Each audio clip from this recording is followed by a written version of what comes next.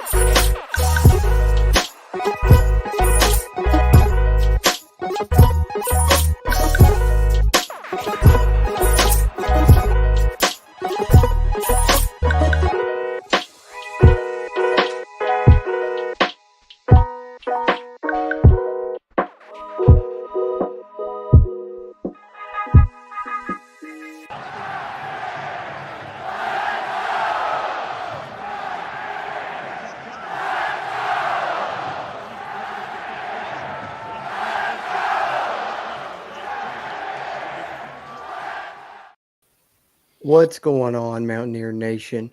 Welcome into another edition of the Country Roads webcast. This is Season 5, Episode 131 of the CRW Pod, our Backyard Brawl review and reaction show. As always, I'm your host, Jordan Cruz, and I've got my co-host here with me. We've got Bradley. What's up, everybody? And Steven. What's going on, everybody?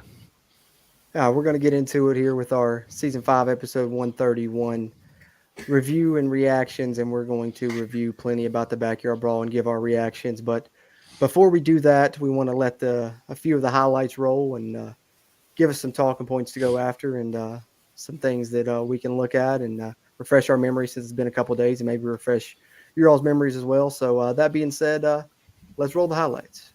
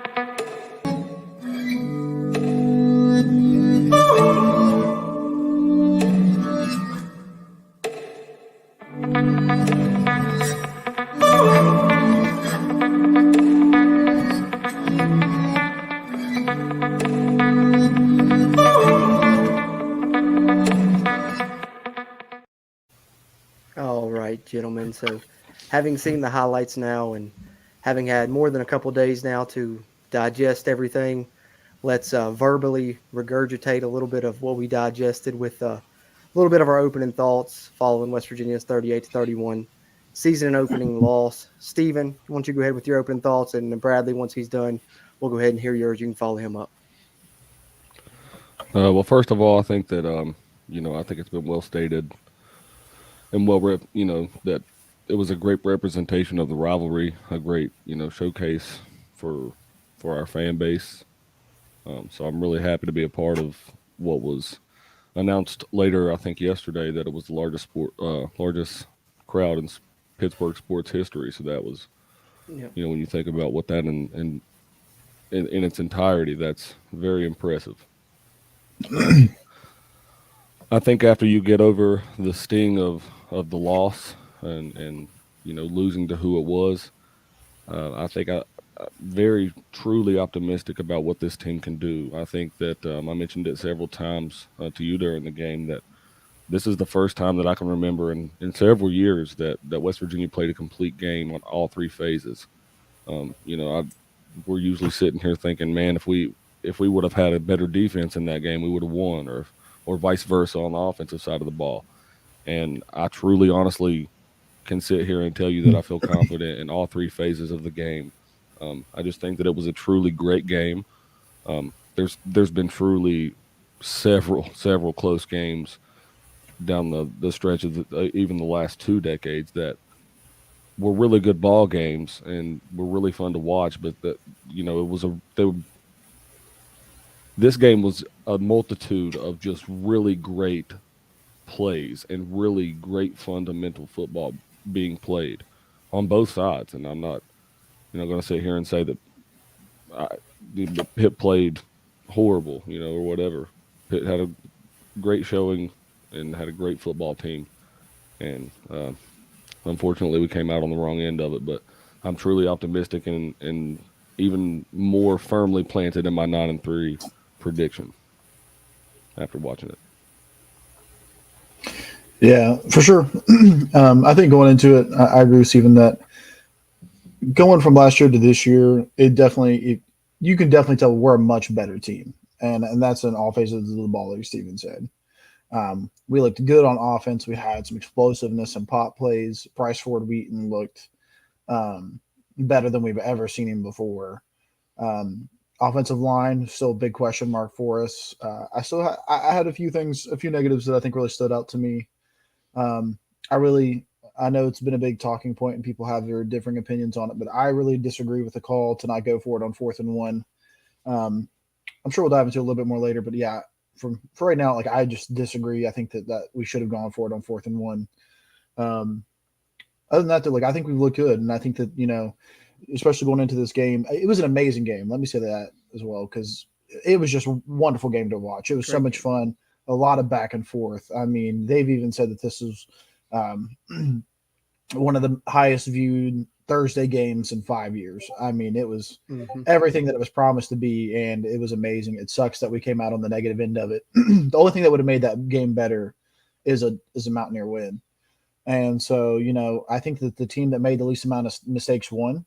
And, I'm really hoping that the Mountaineers bounce back. And I think that we look even better than I expected. So.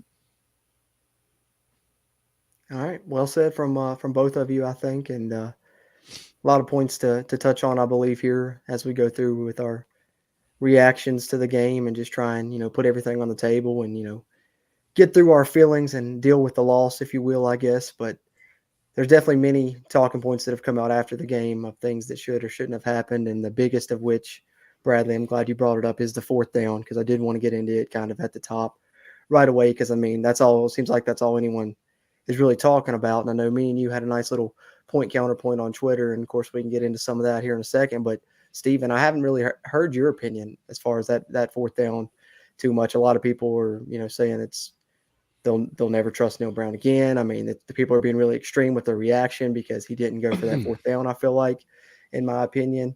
And I'll tell you whether I would agree or disagree with it. Personally, I would have gone for it, of course, but when I hear his reasoning, I understand and everything. But I haven't heard your opinion on it, Stephen. What is your take on the fourth down, the call itself, and then the subsequent reaction to said call or the decision not to go for it anyway since the game? Well, first of all, I think that Travis Hunter on Sportsline earlier tonight put it best, and I think that he said that if you've watched Mountaineer football over the years, and we as Mountaineer fans in this fan base know what I mean and know what he means by saying this. If you've watched Mountaineer football in even the last 2 decades, not including in its entirety, you know what happens. Everybody in that stadium, where in West Virginia, knew what was going to happen if we punted that football, and it did happen. And so for that reason, I absolutely agree with Brad, and I think that we should have 1,000% went for it, especially when you have C.J. Donaldson pounding the rock up the middle all night the way that he was doing. With that said, the subsequent backlash from the fan base towards Neil Brown, I think if we went for it and say that he goes for it and even gets that fourth down conversion, there's something else that the fan base is going to pick out, because you don't know that even if we go for that we even still win the game. And I'm not trying to like make up what if scenarios, but I'm just saying, like, I think that we as a fan base and people as a whole in any fan base, it's easier to pick out one play or pick out one thing in a football game when you lose something so heartbreaking, such as a game like this and such emotional power as this game holds. And I think that no matter what, people are going to talk. So even if he would have went for it, they would have found something to say against Neil Brown. I think that by this point, we can only hope that Neil Brown understands that no matter what, there's going to be backlash from some people in the fan base. But without a doubt. Yeah, unless you're winning, there's always going to be questions. Exactly. And so I think until you get to that point to where, exactly right. That's exactly what I was getting ready to say next. Until you get to the point to where you're winning on a consistent basis, people are going to say what they're going to say, and as unfortunate as that is, that's the world that we live in. Right. My thoughts are on the subsequent backlash. I guess my thoughts are it is what it is, unfortunately. Yeah, I mean, you're not gonna stop it or whatever. It's gonna come. Usually, there's gonna be something that people point out on. But here's my thing on it. And I hadn't really, I know, like I said, Brad, me and you talked about it a little bit, but I started thinking about it I don't know if it was earlier today or yesterday. I can't remember. But here's one of the things that really hit me when I started thinking about it a little bit deeper. Right. To me, it's about execution, right? Like if he goes out, if he says go for it, it's about executing that play, getting it. You would have to do that. And when he chose to punt, they needed to execute that, and they did. They executed that. They pinned him inside the 10-yard line, made him go 90 yards, 6 minutes. And you're trusting your defense to execute in turn, right? And unfortunately, they didn't. And to me, what that goes back to is one thing during the offseason that Neil Brown was talking about that he thought the defense could improve on that they didn't do last season is a lot of games they had late situations where the game was tied and West Virginia needed a stop to get the ball back or to prevent the team from kicking a game-winning field goal, and they couldn't finish. Oklahoma comes to mind. Couldn't stop them. Oklahoma kicks the game-winning field goal. Texas Tech, same scenario. And then I'm sure there's plenty of others that I can't think of off the top of my head, but West Virginia could have got a stop and got the ball back and had a chance to win. And in this game, it was no different.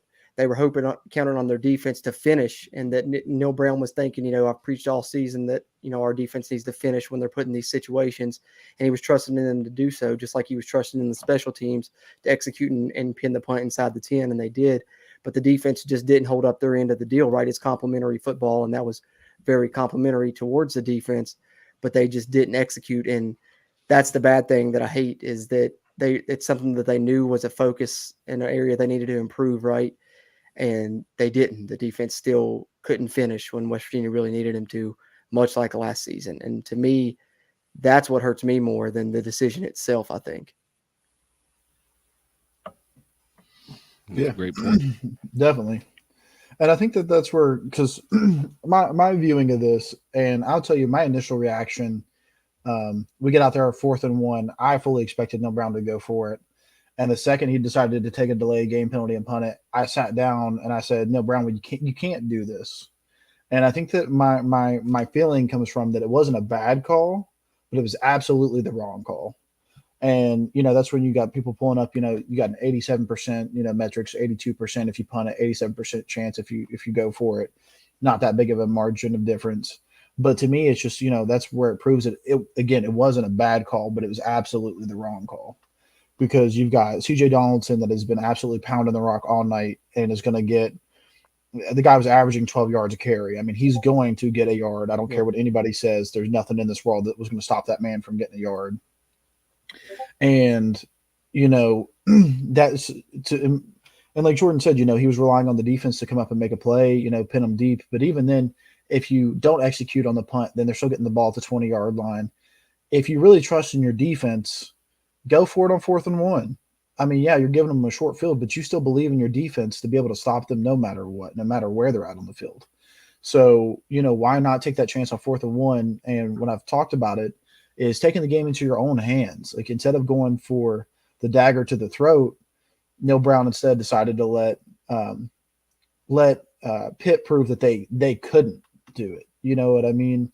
And instead of proving that we can, he let Pitt try to prove that, he tried to prove that Pitt couldn't. And Pitt did. They came out and they did it. And, when he made that 4th and 1 call, it's just one of those things you can't do it. And I feel like that's why we've lost some of these 50-50 games is because we take a back seat and rely on a defensive play when really, especially, and I get it, our offense has been atrocious the last few years. But when you're looking as good as we did on Thursday night, you got to give them a chance, man. And I think that that's where I see that, we brought in Graham Harrell to kind of fix these issues, a man that's willing to take those shots and being able to take that load on his shoulders. And I think that's where I still see Neil Brown's hands in the offense. And I think that he was just too passive. I want to see him. He does not shown the ability to have that killer instinct. The man knows football to a great extent, but he has not shown the ability to have that killer instinct to go out there and will his team to finish. And I think that it was his call to punt it. And I think that Graham Harrell would have gone for it 100 times out of 100. Knowing that his running back was absolutely bullying Pitt all night. And so seeing Brown really step in. He needs to let Graham Harrell just cut them loose.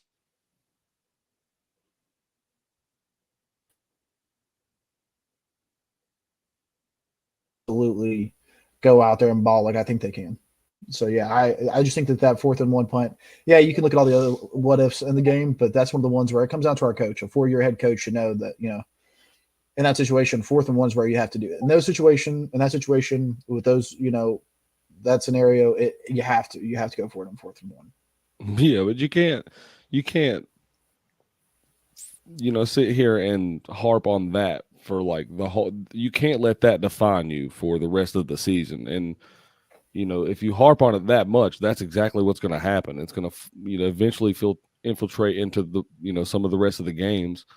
It was a bad decision, sure, but like Cruz, I would have went for it on 4th and 1, and I still stand by that decision. But like Cruz said, his reasonings were good reasoning. So I don't want to there's so many people that give no one a chance. They're just like, as soon as something happens, fire him. You know what I mean?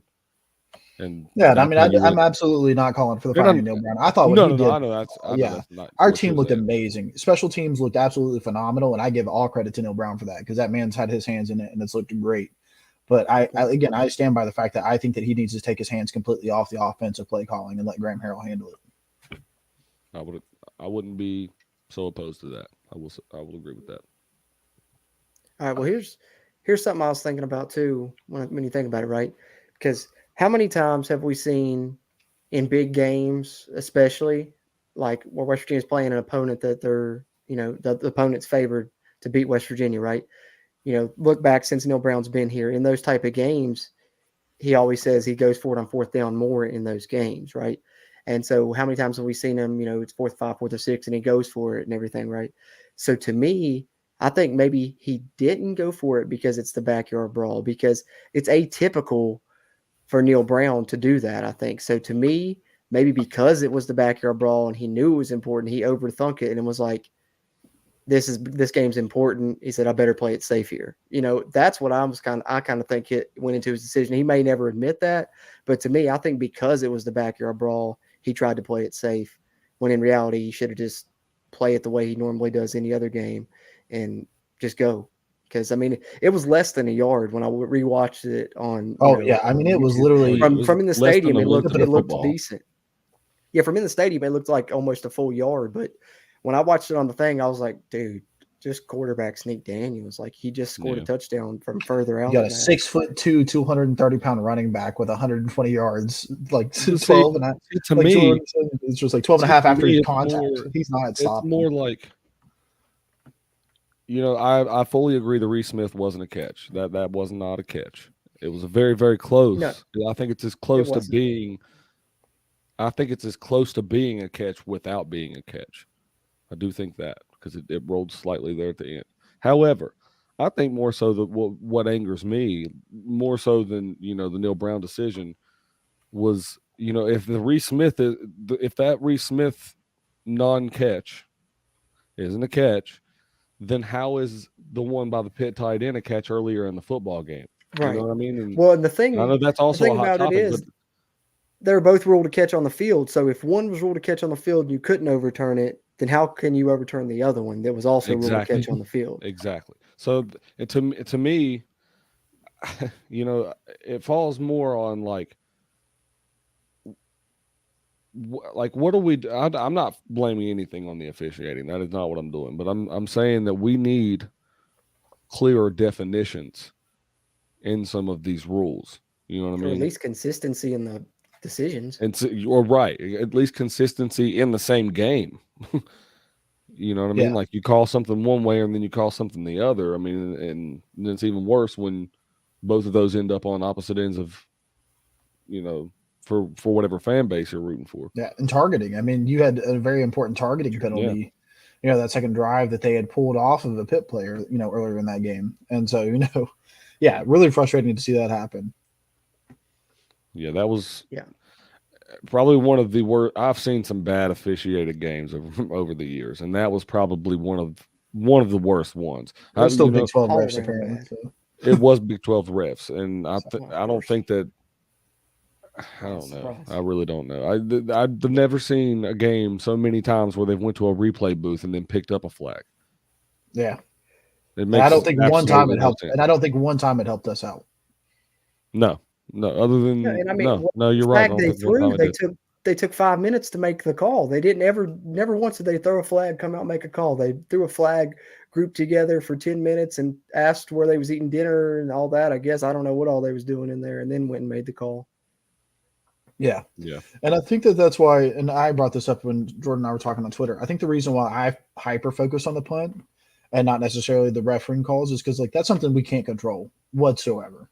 I can't control Bryce Ford Wheaton, having the biggest fluke of his life and let one slip through his hands. You can't control that. Reese Smith, that catch, I can't do anything about that. And I think that's why I look at the punt and I'm like, Neil Brown, that's something you could have changed. That's something that we could have changed. And I think that's where it comes out as harping on it. But that's just the one big flaw that I saw in that whole entire game, which is great. I'm glad I don't have other than our offensive line jumping off sides way too many times. That's something that should have been cleaned up. That still frustrated the crap out of me. But, they came in there as our biggest question mark, and it's going to happen. First game jitters, but I think that's why I hyper focus on the punt, is because that's the one thing that I feel like we could have changed. And, can't do much about bad reffing, but everything else. There's a lot of hypotheticals, but a lot of them you can't really change. But, Neil Brown could have took charge and change that one. But what is it, Stephen? What you got positive? On the positive side of things, I said in our prediction round table this year that I think that we split the series or this year with winning one game against our rival and losing one game. I thought that would be a Pitt win and a loss to Virginia Tech, but judging how things went for old Virginia Tech Friday. Poor Grant Wells, poor West Virginia boy. Buddy, I tell you, it's a rough way to go over in Blacksburg right now. If he keeps that up, West Virginia won't see Grant Wells. It'll be a different quarterback. It won't be Grant Wells. Yeah. Yeah, So, I don't think it was just on Grant Wells either. I mean, there was some. He didn't have much help. well, they're about in the same spot we were 2019 in Neil Brown's first year. They were decimated when Puente left, and Puente didn't do a great job recruiting either. So it's going to be a couple years for them until they get back. Probably Hey, to a but you bowl know game, what? We'll get to keep that Black Diamond Trophy up in Morgantown for a few years, like they kept it down in Blacksburg. So it'll be okay. That's right. Yeah, and I'll come out with another positive too. One of the big positives I think kind of went unsung is how our team reacted after the game.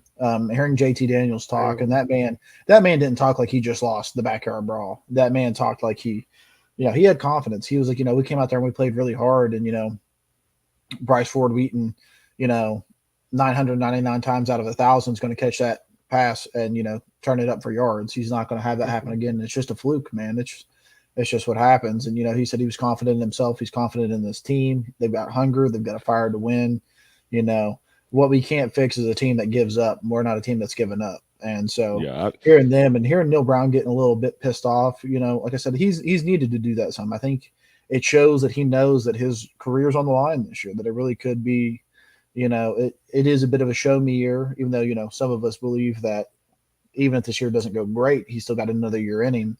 But it's still, seeing Neil Brown fired up was a good thing to see. I need to see Neil Brown's got a very nice guy personality, front face, but it's good to see him get a little pissed off. Well, that's what I was getting at. I'm glad you mentioned that. I think that if anything, every single person's reaction from the WVU staff or player coming out of that locker room after the game, they truly believe. I mean, no one in the fan base is talking.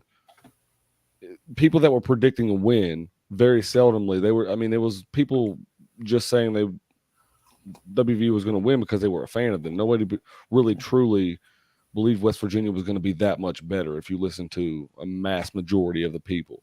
You know what I mean? Like, we listen to shows, we watch all these shows. A lot of people were, and we don't really know what we're going to have this year. We don't really know how good we are. West Virginia truly believed they were going to win that football game the other night. Mm-hmm. And they were truly confident in that game. fact up until the very end too. And Absolutely. You're absolutely right. They should have won that football game. And man, I would be willing to bet that we're going to be in it in every single football game this year. This is a talented football game, and I told my grandfather just earlier on the phone, I think this is going to be a truly fun season to watch in West Virginia football because it is talented team. There's no team in the Big 12 that watched that game Thursday night that feels better playing against West Virginia this year now. Not one. Yep. People were sleeping, and they're going to continue to sleep, but I'm telling you, this team has a lot of fight in them. I mean, that was the number 17 team in the country, the defending ACC champs.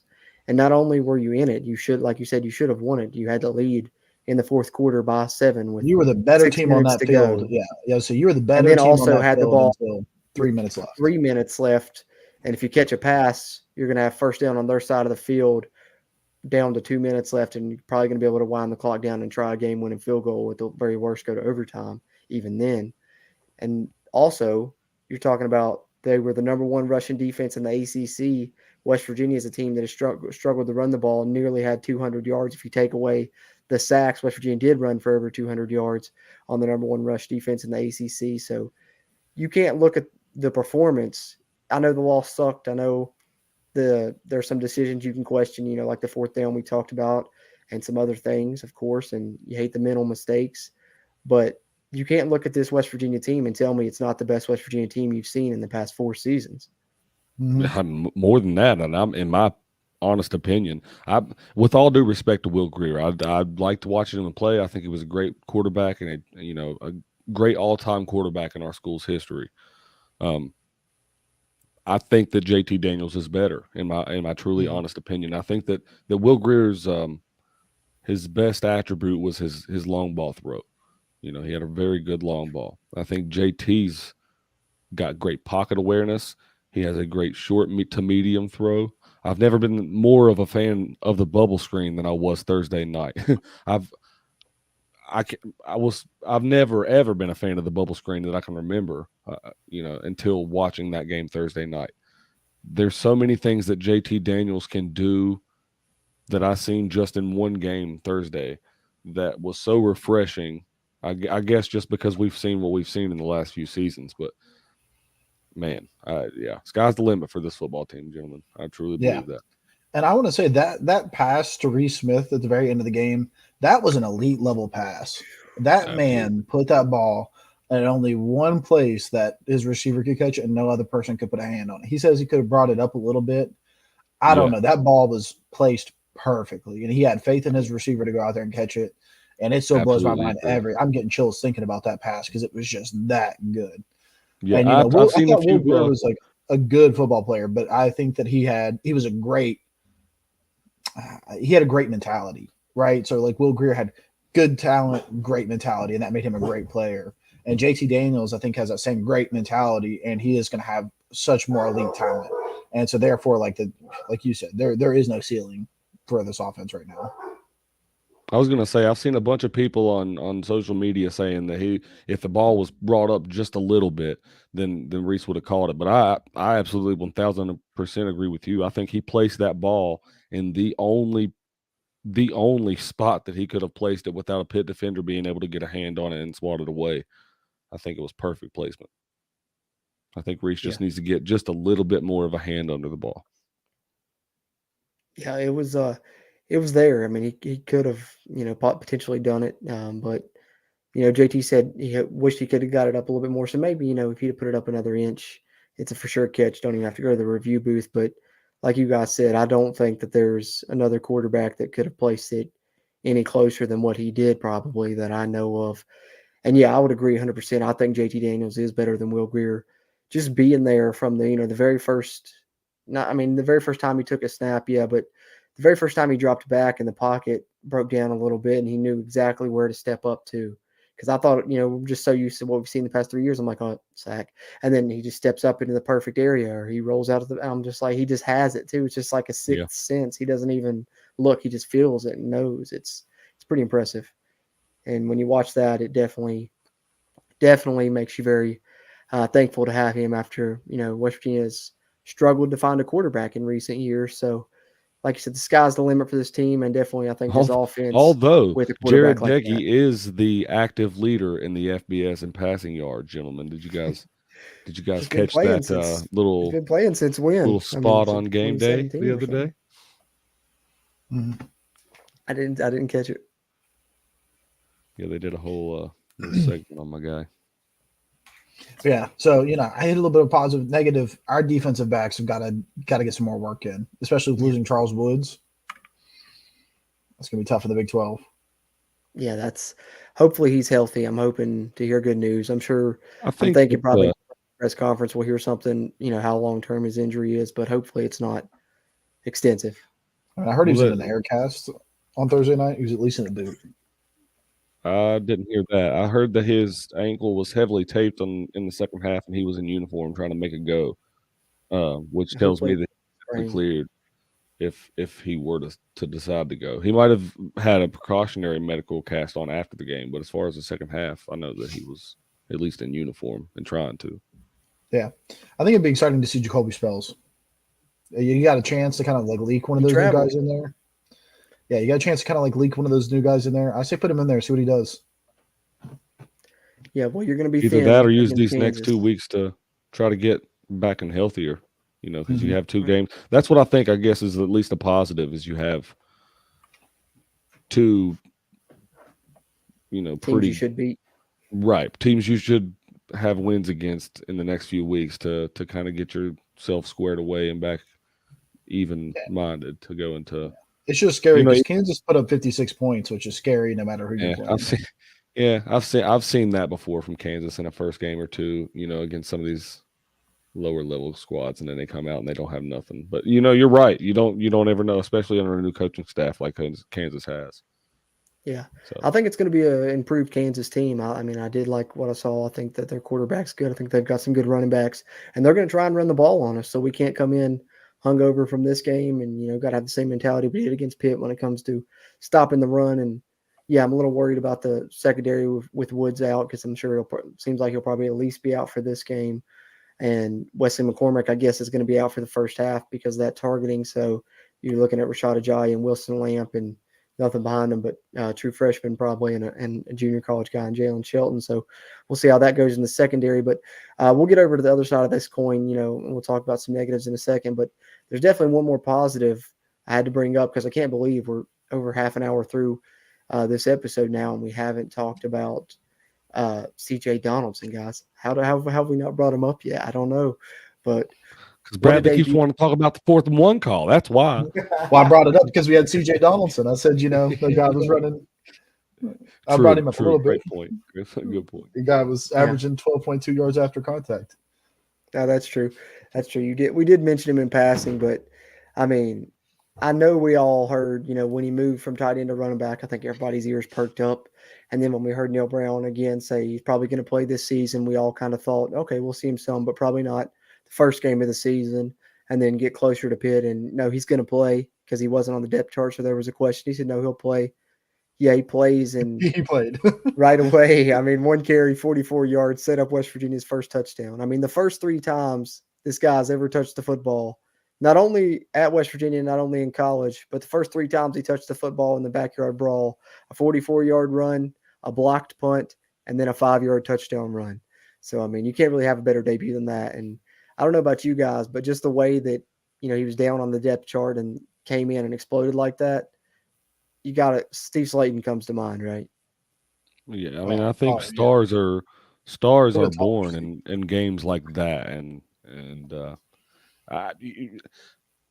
I think that game and that atmosphere truly makes people better athletes and better players moving forward. I think that's exactly what's going to happen. He's already a great player, but yeah, man, I'm excited to see what the future holds for that young man. But I truly, truly hate to think that so negatively, and I think you guys know what I mean in seeing such a young player play so greatly.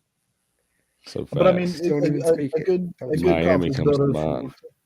A good confidence Georgia builder comes to towards mind. that, though, is the young guy said, I think he wasn't getting a lot of looks out of, high school immediately. So there's a little bit of, these people took a shot on me. So a little bit of loyalty. But the first thing he said at his conference is that he wanted to thank Tony Mathis and Justin Johnson for taking him under their wing and really helping him out and figure things out. So, it doesn't even seem like, he seems very humble, and that's what you love to see in a kid. And so I think that's somebody you can really build on. But I would like to see him line up at tight end. I want to see the kid catch the ball. Put him all over, yeah. I'm excited to see. I'm excited to see him line up at several positions: tight end, slot. Put some packages in there. We're putting him at fullback. I mean, come on. Hell, he'd be a great defensive end. Yeah. I think play him play everywhere. The guy anywhere. He's just a football player. Absolutely. Yeah, with the spear. Well, that's what I'm interested again to see, though, right? Is because he wasn't on the depth chart. I don't know how closely Pitt follows stuff. I mean, they probably knew that he was playing running back and knew they may see him. But the thing is, he's not surprising anyone now. There's film on him. They know what he's good at.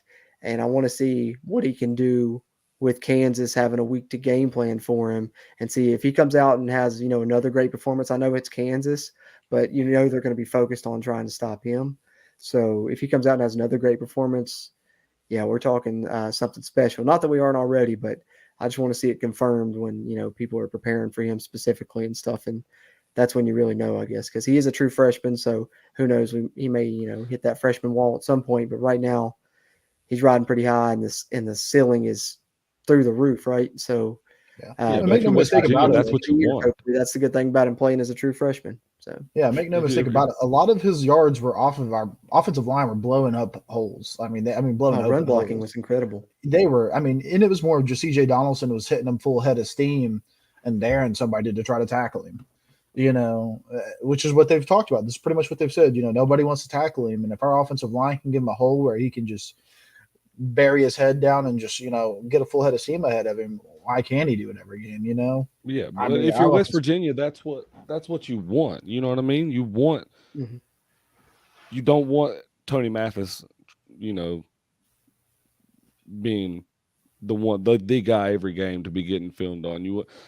If you want a true stable of backs, then you want them to be able to go after other guys on the film and be able to scheme against those guys. So you have more options of what you can do again, with other guys, I guess. And I think that's the true reason, which is a great point. I think that C.J. Donaldson had the game that he had. You know, everybody knew that he might play, but then he comes out and plays like that. So now Kansas may scheme for C.J. Donaldson more. Tony Mathis may come out and have a better game. I don't know, but it's really a truly positive thing if you think about it.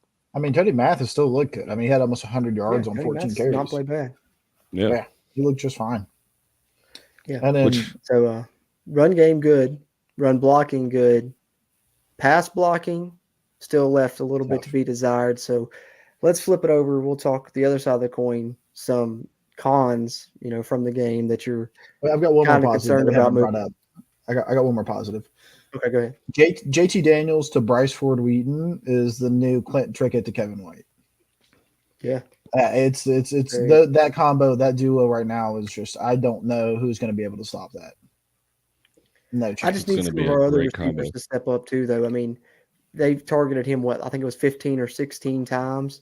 And like I said, it's a good connection, but also is the trust there with the other receivers? I don't know. And I think, when I was going to this game, because you guys know I've been pitching Caden Prather for years now. And, I'd actually, in an effort to get my girlfriend more involved in Mountaineer football, I gave her a favorite player 3 years ago or 2 years ago, and that was Caden Prather. And I told her, I said, just keep an eye on him. I was like, he's going to get there. And so on the way up to the game, we were talking about it. And I was like, listen, Caden Prather's probably not going to show up in this game. I was like, just my feeling about it. I was like, I feel like in the backyard brawl, we're definitely going to lean on Bryce Ford Wheaton and Sam James, just because those are the two veteran guys in the group. Those are the two most sure catchers. And so I think that's just who I felt like JT was going to throw it to the most in that game. It's pretty much what happened. Mm-hmm. And so I expect Caden Prather to really make his step up this week against Kansas. I'm sure we'll talk about that more in our preview, but I definitely expect our receivers to really start. I expect the ball to be spread out a lot more coming up with this next week. But I think just the backyard brawl, having a lot on the line, it didn't surprise me that he hyper-focused Bryce Ford Wheaton and Sam James. I think that your guy is going to be really involved more this year in Reese Smith by your guy. Yeah, I got a couple. Yeah, you got a few that you're really, really high on. There's nothing wrong with that, but I think Reese Smith, I think that he's going to do some things this year that's really going to surprise some people in our fan base, and I'm excited for it. I'm here for it. Yeah, he gives me a lot of I brought his name Wes Welker vibes. Yeah, I brought him up a few years ago. Hunter Renfro. Or Hunter Renfro. Yeah, that's a good one. Yeah, that's who I think of too when I think of him. But your positive, Bradley, kind of spins into one of my negatives. So I'll kick it off because there was a couple units I was disappointed in. One we kind of touched on briefly, and that's the secondary.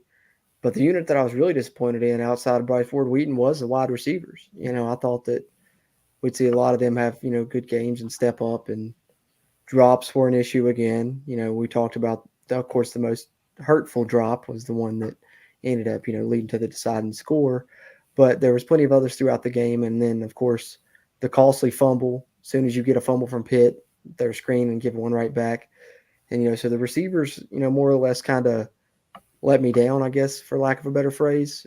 Not that it was all negative. There were some bright spots, BFW and some good catches still in there. Prather and Sam James did make a couple plays each and stuff. But all in all, I thought we would have a stronger receiving core than what we have, because right now it looks like we've got one dude and then just another cast of guys. But hopefully that changes. But got to get into some cons, and that was one for me.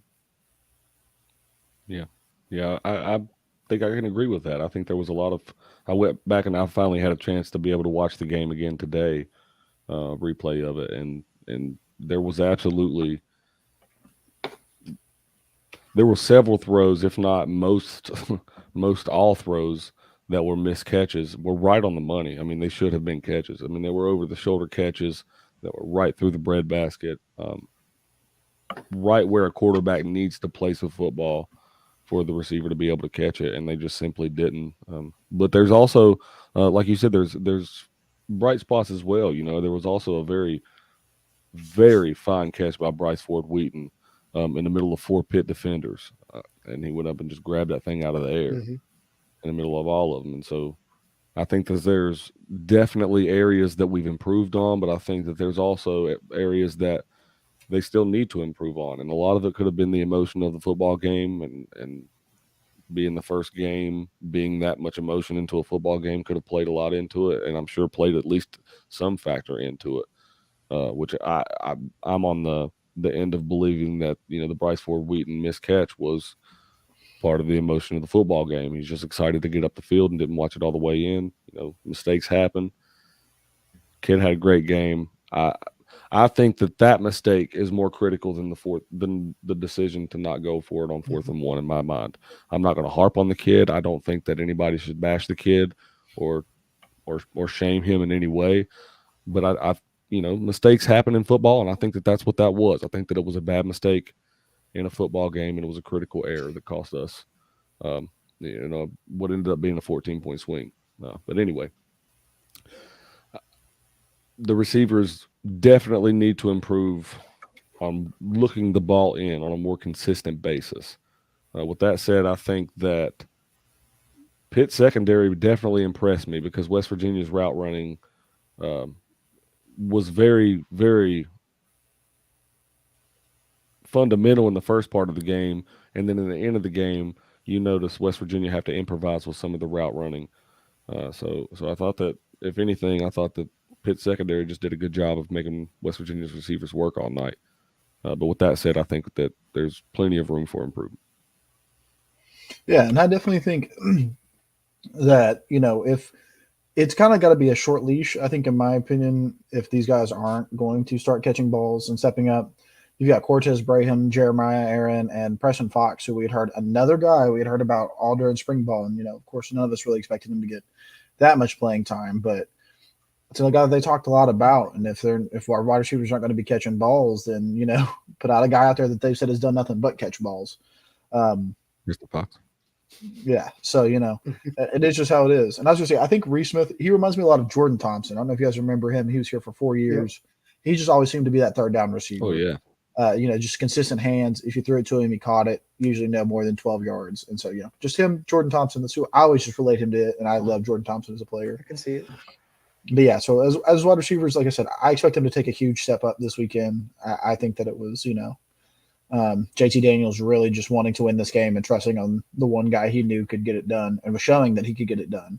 And so, I think that this weekend we're going to see a little bit different and a lot more production from our other wide receivers. So I know they weren't that great, but I'm not too concerned about it. Right, and it goes back to what Steven said about the running backs also, right? Like, people are going to focus on BFW now, so Sam James might be open in the middle more. Reese Smith can break through on the other side. So, yeah, it's definitely going to change going forward. But I definitely think, BFW is set for a good season. And looking, if he plays like that all season, he'll be a 1,000-yard guy for the Mountaineers this season. So it's not all bad with the receivers, but, can definitely improve for sure. Another con for me, I know we talked about the secondary, we talked about mental mistakes, but tackling, my goodness. How bad was tackling? And that's the thing is West Virginia's been a good tackling team for the most part. I thought the past couple of seasons really, but I think that's what hurt the defense more than anything is, they've got good pressure and stuff. But when Pitt would complete a pass, they'd complete a 5-yard pass and then it ended up a 20-yard gain. I mean, the touchdown that tied the game up at 31-31 was just a 3-yard dump off pass check down for Keaton Slovis, and the running back breaks 3 tackles, hits the sideline, and scores a 27-yard touchdown. And it was just like that all night, not even just arm tackles, but taking bad angles at guys when they're running down the field. I'm like, what are we doing? So I don't know. To me, that was probably my biggest con of the game was tackling. That really just, I hated to see that. Yeah, and I think that's one of those things where it's just, I think that's how college football is nowadays, where, you're just not seeing as much tackling and stuff during summer or fall and stuff like that. So, again, I'm going to chalk that one up to – it was bad. It was ugly. I think that the bad angles worried me more than the bad tackling, just so not pursuing that. But, yeah, I think that just not being able to tackle was just a first-game thing, and I expect that to improve again week after week. I think that, just guys we don't tackle as much anymore, and, that's understandable with people getting so hurt and stuff. So, I think that it's more of an issue of taking horrible lines rather than, in tandem to just bad tackling. Yeah, I think it's a multitude of a couple different things. I think it's that, but I think it's also, like you said, guys don't get the practice that they used to in the off season anymore. You get a few weeks, and most of those days are filled in with non-contact.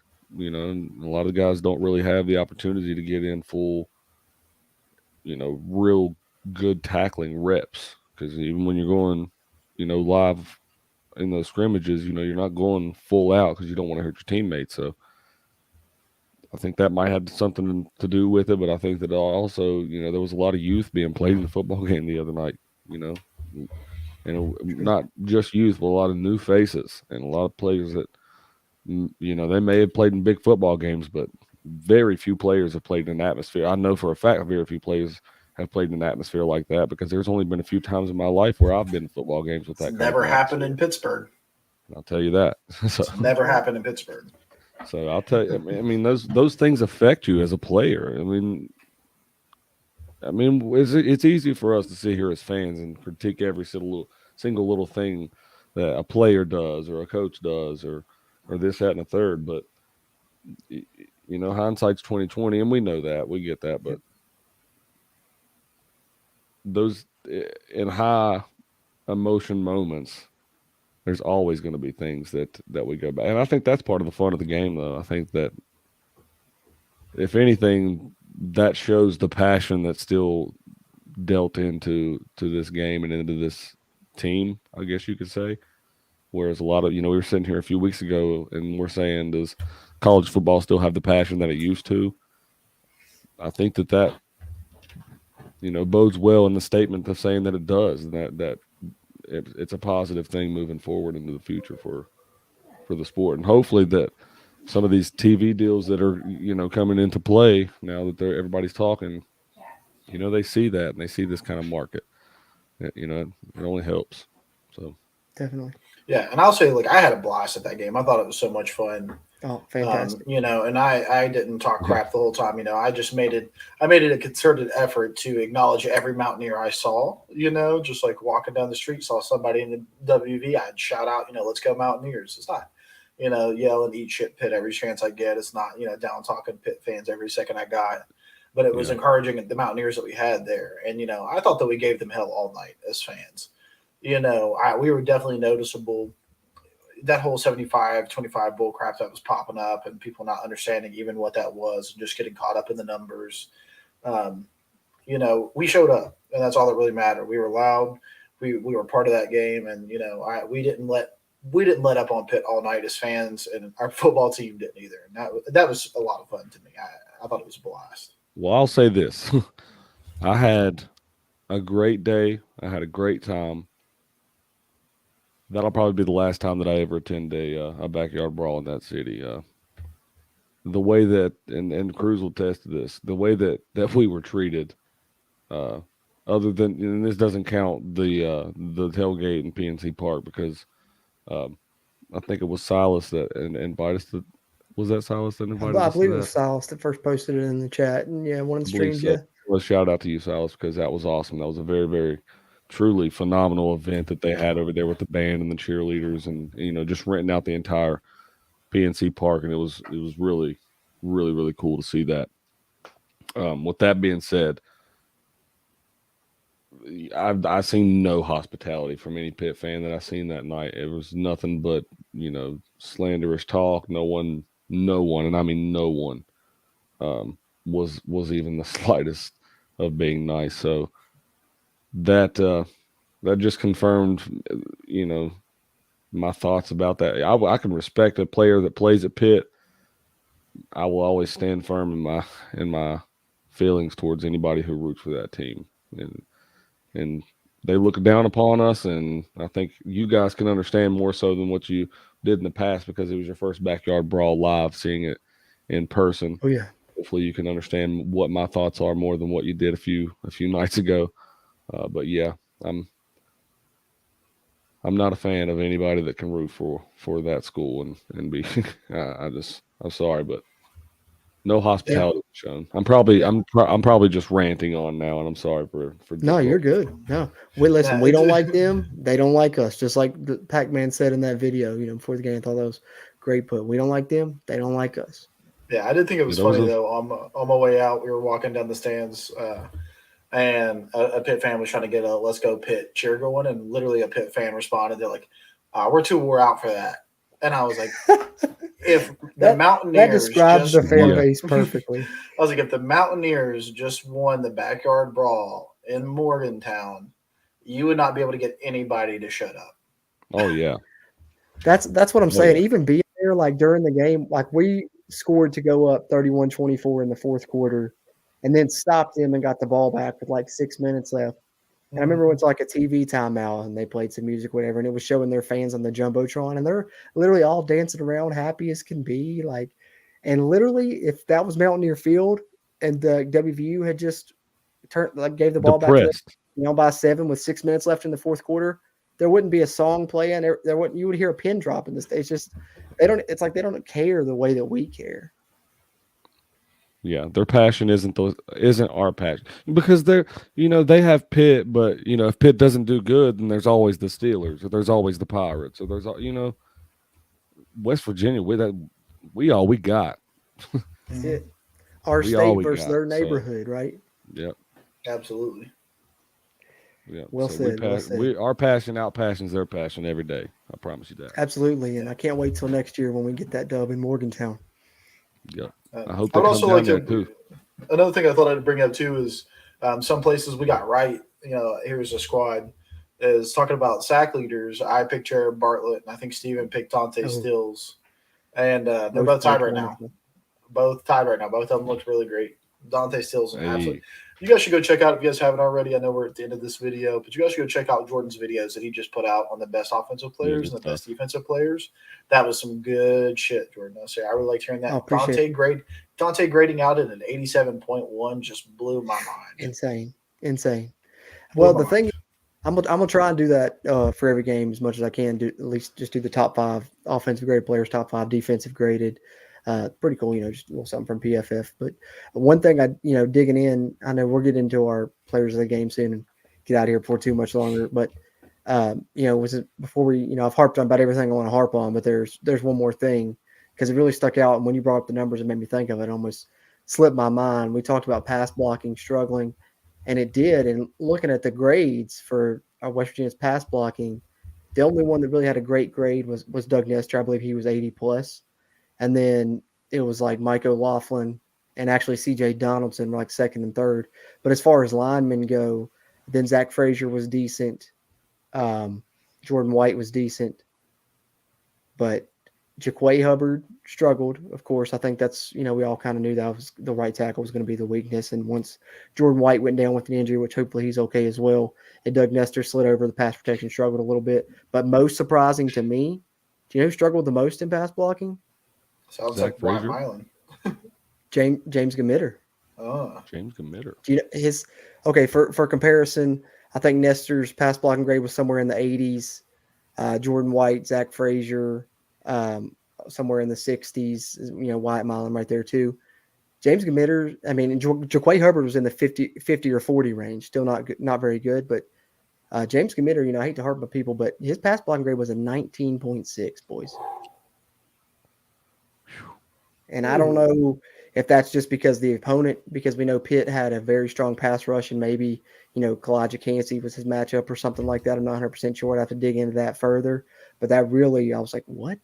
I couldn't believe it was like that. But I'm sure he'll bounce back. I think Gamitter's good. But that Pitt pass rush is real. And their defensive line is, 10, 12, 13 deep. So West Virginia just faced, arguably the best defensive line they faced. So I know the pass blocking looked bad, but I think a lot of that's a product of it being Pitt, especially with how much improved run blocking looked. But yeah, but you know what? West Virginia's still got to play Baylor, who has a great defensive line. They've got to play Oklahoma State, who has a great defensive line. They've got to play Oklahoma, who's going to have a pretty good defensive line. So if anything, I think that playing that in your first game against what might be the best defensive line in the country, hey, that's it get you ready and get you going for the rest of the season. And that I want to say that, there's so many people, and I grew up watching West Virginia football, and the only thing that you ever heard when West Virginia was winning, with Pat White back in the day was, well, they don't ever play nobody. They don't. Their schedule is weak. They don't ever play nobody. They joined the Big 12 conference, and now they schedule people that are noteworthy, and now everybody's like, well, our schedule's too tough. Well, what are we supposed to do? What? Can't win. So I mean, you can't. I don't know. That's one thing that I have been pretty annoyed with in just terms of just generality. I get things. that. I get that. You can't win for losing in that aspect, it seems. But we've talked positives, we've talked negatives. One more thing to do here for the review and reaction at the end, and that is our players of the game. Stephen will let you kick it off earlier. Bradley will let you kick it off to close. Player of the game on offense, player of the game on defense in Game 1 of the 2022 WVU football season. Wait. It's me going first. My bad. No, you said you got to go first. No, I get to go first. Oh, my bad. Yeah, my bad. I probably presented that pretty confusing. Get with the program. It's Jordan's fault, man. My bad. Yeah, so I'm going to steal him first then. CJ Donaldson, player of the game on offense. Guy debuts absolutely elite. Don't know how you're going to anybody else, but you can go Bryce Ford Wheaton. I get the argument for that. I hope when you guys pick him up. But and I'm going to take the easy one on defense too. Dante Stills grading out at 87.1. Fairmont native. He showed up for the game, and that guy's playing his way into the NFL, and hopefully a nice draft pick. Steven? All right. Well, I was gonna go CJ, but for the sake of being different, very different on offense, I'm gonna say JT. I think that with the team in need of a true leader at that position, I think he showed up and showed out. I think that he was way better than advertised, and I think that he's going to be very, very, very, very talented at the position, obviously, but I think that he's obviously going to be a great leader for this team. Defensively, I'm going to go a little bit different as well. I think that Dante obviously played a great game, but I'm going to go with my man Lee Koba. Okay. He got his – he was in there pretty much – if he didn't make a tackle, he was almost there to make the tackle. I think he ended up with 10 total tackles, if I'm not mistaken. Yeah, I think somewhere so. around that He was the number. leader.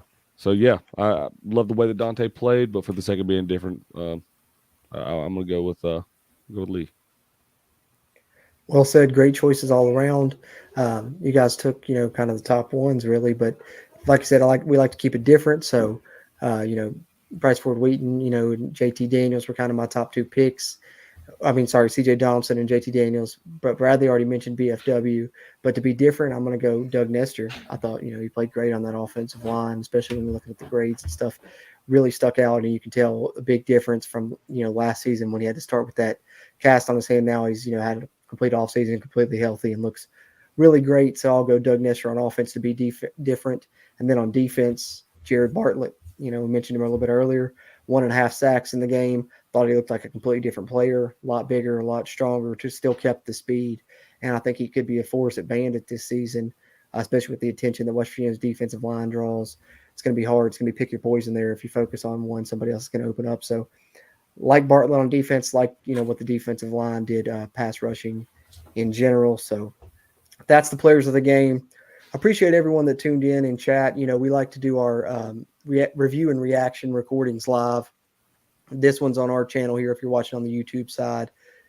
Next week, though, they're going to be not only on our channel, but they're going to be immediately following the games, and it's going to be on the Voice of College Football channel as well. So if you haven't, go to the West Virginia Mountaineers at the Voice of College Football channel. Subscribe that up. Bradley's going to be hosting there this week following the Kansas game. Me and Steven are going to try and join from our phones following the game, but definitely it will be there. So that'll be coming up. That'll be Season 5, Episode 133. Before that, we'll have Episode 132, our Kansas preview, released sometime this week.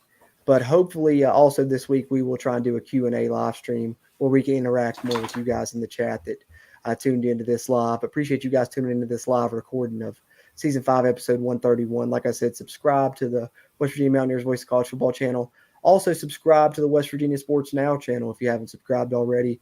We are now a part of their podcast network over there at wvusportsnow.com and a part of the Sports Now network as their official fan show for West Virginia. So definitely subscribe there. The full episode of this podcast in its entirety will be on their YouTube, as well as all of our other podcasts that go along with ours. And that being said, if you're watching on YouTube on the video side, hit the like button if you haven't already. It'll help this video's performance and help our future videos' performance. And subscribe no matter which channel you're tuning in on. That'll help us and help you and help get more of this Mountaineer football content out to Mountaineer Nation. That being said, gentlemen, Season 5, Episode 131, pretty much in the books. West Virginia falls in the season opener, but we've got a lot of good hope for the rest of the season, it seems like. That being said, any final thoughts, gentlemen, before we get ready to wrap up this edition of the Country Roads webcast? I am very optimistic, like I said, about this football team, and truly excited for the rest of this season. Other than that, Huggy Bear getting inducted to the College Hoops Hall of Fame, or the Basketball Hall of Fame, in just a few days, and also Deshaun Butler accepted a job with the New York Knicks as an assistant coach. So congrats to my guy on that. Wow, nice. That's awesome. Maybe he That's can awesome. get Deuce off the G League team. He deserves to be off the G League Deuce team. is like so good. That's a atrocity right there. I don't know how in the world that my man, he scores 30 a night. How are you still in the G League? Thibodeau don't play Like young Isaiah players. Thomas. Thibodeau won't play rookies for nothing. So hopefully now maybe he's not a rookie. He'll get more playing time, hopefully. Man, Yeah, I hope so. sad for my guy. Yeah. Happy for one of my guys, sad for my other guy. Yeah. Happy Deshaun, that's great. And Huggy. Don't forget Huggy getting inducted. Oh yeah, congrats, So that's Huggy great. Bear. Yeah, congrats. I know you hate him, Brad, but he made it despite what you think of. Oh, here we go. Hey, before basketball season comes around, y'all gonna have that plenty of time for that debate. Bradley, final thoughts? Yeah, if you guys haven't watched it, go look at Neil Brown's Twitter post that he had put out, a little 2-minute snippet talking about how, I think he was really taking this loss seriously and saying, don't get discouraged. We still got to show up. This team's not done fighting, and so neither should our fans be done fighting. And, guys, we got a lot. This Mountaineer team looks way better than what it did, and I think that we've got a really exciting season ahead of us. So let's make sure we show up, show out. Yeah, absolutely. Great point. And I'm glad you brought that up. Almost forgot to mention that. Glad you didn't and brought it in here at the end because I thought that was awesome. Tells you everything you need to know about Neil Brown and his personality and how much the game meant to him. And he wants Mountaineer Nation to know that as well. And more importantly, knows how much it means to the state. So it was almost like, hey, I'm sorry, didn't get it done, but hey, stick with us because the wins are coming and hopefully we'll be here to chronicle them along the way. And the next thing we'll be chronicling is our Kansas preview. That will be Season 5, Episode 132, our Kansas preview and predictions. Coming at you midweek and also hopefully a live stream sometime this week where we can get a little Q&A in with you guys here in the Country Roads webcast community. That being said, appreciate everyone that tuned in, whether you're tuned in on the video side or the audio side. On the audio side, if you're listening on Apple Podcasts, do us a favor to leave us a review. That helps us there. And like I said, on the video side, hit the like button, hit the subscribe button if you haven't. And we'll be back here to do it again in the future. Appreciate everyone that tuned in. That being said, for Bradley and Steven, I'm Jordan Cruz. And until next time, let's go, Mountaineers.